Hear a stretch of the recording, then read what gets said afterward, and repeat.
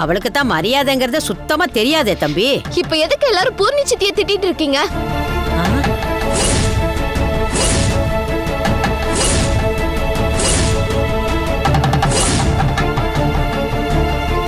அவங்க என்ன தப்பா சொன்னாங்க? என் மனசுல என்ன இருக்கோ அதுதானே அவங்க சொன்னாங்க.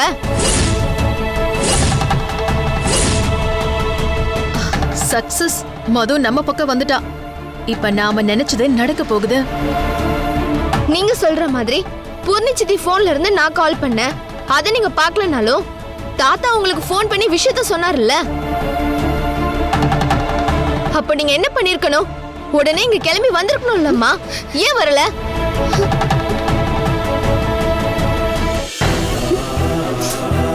மது, மாமா விஷயத்த சொன்னதும் உடனே வரணும் தாண்டா நான் நினைச்சேன்.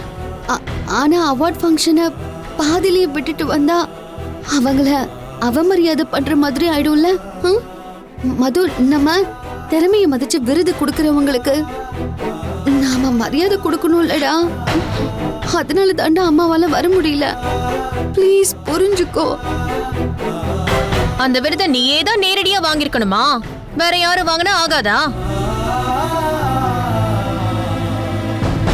செவந்திக்குன்னு கொடுக்கற விருதை அவங்க தான் வாங்கி ஆகணும். வேற ஆளுங்க எப்படி வாங்க முடியும்? ஏய், பத்மபூஷன் அவார்டையே சம்பந்தப்பட்டவங்க சார்பா மத்தவங்க வாங்குறாங்க. அவ்வளோ பெரிய விருதையே இன்னொருத்தங்க வாங்கலாங்கும் போது இவ வாங்கியிருக்கிற இந்த டப்பா விருத இவ சார்பா சித்தப்பாவை வாங்க சொல்லிட்டு மதுவை பார்க்க வந்திருக்கலாம்ல. ஏன் வரல?